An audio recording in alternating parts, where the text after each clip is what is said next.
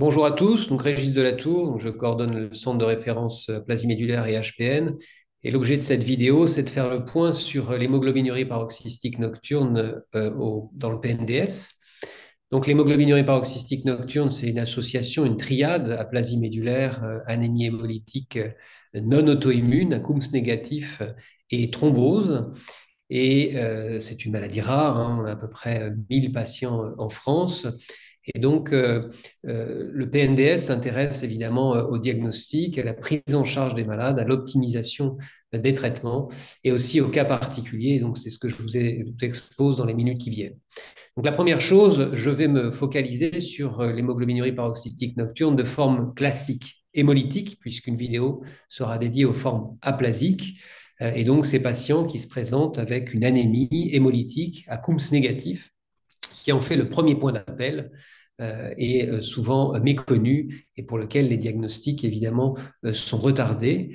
Cette maladie est associée à des thromboses qui sont dans des sites très particuliers, notamment les veines sus-hépatiques, avec des présentations de type syndrome de Budd-Chiari ou alors au sein des veines mésentériques ou même des thromboses artérielles et qui, là encore, doivent évidemment alerter le clinicien.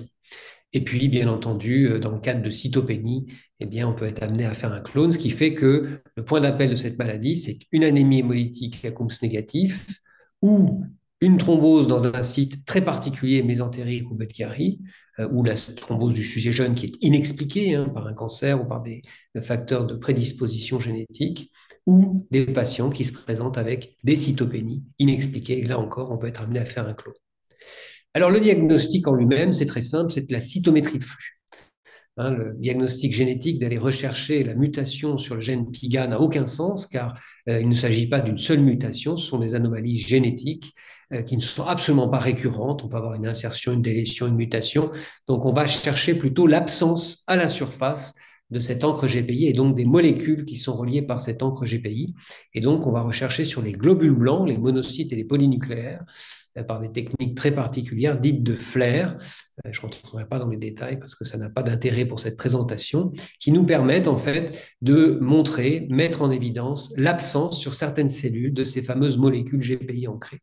Cellules qui sont dites HPN, GPI négatives, et qui coexistent avec une hépatopoïèse normale. Alors en termes de traitement de cette HPN hémolytique, la première chose, c'est de savoir quand traiter. Et donc, très clairement, nous sommes tous d'accord pour dire qu'un patient qui est transfusé à cause de l'hémolyse doit être traité par inhibiteur du complément. Donc ça, c'est une certitude. Ensuite, il y a ces situations un peu difficiles où le patient a des signes cliniques d'hémolyse intravasculaire, des douleurs abdominales, des nausées, des dysphagies, des troubles érectiles, une fatigue, mais n'est pas transfusé. Donc là, c'est un peu au coup par coup. Les LDH souvent nous aident dans ces situations quand ils sont élevés, évidemment, à 3 fois la normale, on traite. Donc ça, c'est la deuxième situation. La troisième situation, pour le coup, qui est indiscutable, c'est la thrombose dans un contexte d'HPN hémolytique avec des LDH à plus d'une fois et demie la normale. Là, il n'y a pas de raison de ne pas traiter puisque c'est pronostic. Hein, ça a vraiment transformé le pronostic de nos malades et c'est vraiment ce qui a permis d'améliorer la survie depuis 25 ans. Et puis, il y a aussi les grossesses et ça, on en parlera tout à l'heure pour les cas particuliers. Alors, le traitement de référence de première ligne à l'heure actuelle reste les anti-C5, hein, les inhibiteurs de la fraction C5 du complément, donc des inhibiteurs qui vont bloquer le complément sur la partie terminale de l'activation du complément. Ce sont des traitements qui nécessitent bien entendu des vaccinations, puisqu'on va bloquer le complément, donc on va être plus à risque de faire des complications infectieuses. Vaccination contre la méningite, hein, et donc on fait des rappels vaccinaux par Menveo et Bexsero, ce qui permet de couvrir les sérotypes A, C, W, Y et B tous les 3 ans. Et on demande aux patients de prendre du clamoxyle ou une pénicilline, quelle qu'elle soit, de manière prophylactique pour éviter les infections. Le traitement de référence actuel est le ravulizumab, qui est en fait un médicament qui donne exactement les mêmes résultats que l'éculizumab depuis 20 ans. C'est un traitement qui s'injecte tout d'abord à deux injections à 15 jours d'intervalle, puis tous les 2 mois, ce qui permet d'offrir aux patients eh bien, finalement une liberté vis-à-vis de l'hôpital, puisqu'il n'y vient que tous les 2 mois et on peut même maintenant le faire à la maison. Alors, l'évaluation de ce traitement doit se faire à 6 mois. hein. On n'évalue pas un malade après 1 ou 2 injections, il faut vraiment qu'on le fasse à 6 mois. Et là, eh bien, il y a plusieurs situations. La première, qui est environ 30% des malades, 20 à 30% des malades, c'est que finalement, ça ne va pas si mal. Le malade a plus de 10 grammes d'hémoglobine, il est injecté tous les 2 mois, il a une vie quasiment normale. Et on va surtout ne rien faire de plus, on va suivre ce malade régulièrement. On n'oublie pas que l'HPN, c'est une aplasie médulaire aussi. Et donc, il nous faut faire des myélogrammes réguliers tous les 18 mois, 18 mois, 2 ans, hein, pour surveiller la cytogénétique. Et puis, on informe le malade sur les points d'appel particuliers, les possibles signes d'appel de thrombose, parce qu'on peut aussi thromboser subsidiaire du complément, mais globalement, ça se passe bien et on ne change rien. Et puis, on a à peu près 20% de malades pour lesquels, finalement, le malade est un petit peu fatigué de temps en temps, est un peu plus impacté dans la vie de tous les jours. Bon, et là, on arrive quand même à tenir. Et puis, on a quand même, hein, si on fait le compte, 50% de patients qui, pour le coup, sont plus fatigués et ces malades qui peuvent être transfusés de temps en temps. Et pour le coup, là, il nous faut absolument, évidemment, vérifier qu'il n'y ait pas d'insuffisance médulaire sous-jacente, vérifier que le malade n'est pas infecté parce que tout ceci peut déséquilibrer le traitement. Et on se retrouve chez des malades, dans la plupart des cas, qui ont ce qu'on appelle une hémolyse extravasculaire de signification clinique. Qu'est-ce que ça veut dire? Ça veut dire que ces patients, en fait, continuent à hémolyser, mais non pas dans le sang, mais dans le foie et dans la rate, parce que l'activation proximale du complément fait qu'il y a on recouvre les globules rouges de molécules C3, et du coup, les globules sont désormais détruits dans le foie et dans la rate. Et donc, si c'est le cas, comme on le voit, les patients sont anémiques, ils sont hyper réticulocytaires puisque l'hémolyse se poursuit, et ce sont des vrais candidats à un traitement par bloqueur proximal.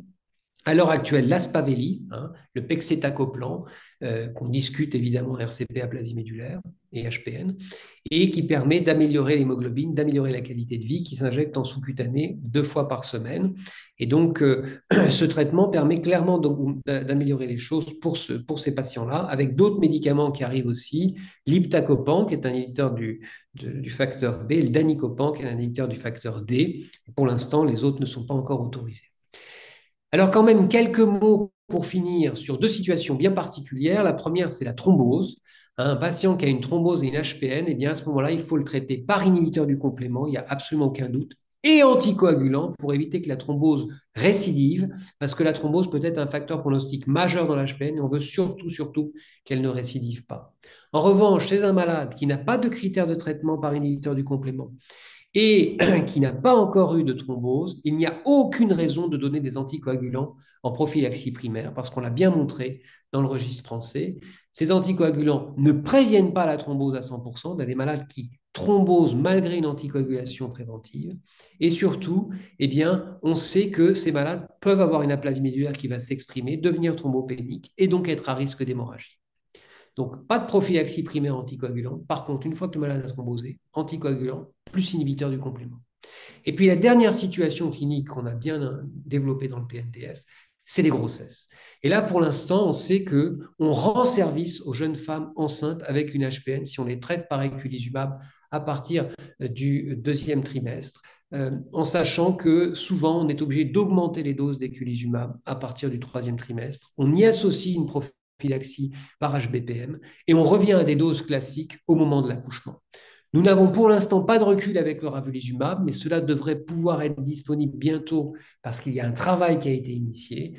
Et donc, pour l'instant, pour les grossesses, on recommande plutôt l'éculizumab avec évidemment un suivi hématologique et gynécologique très rapproché.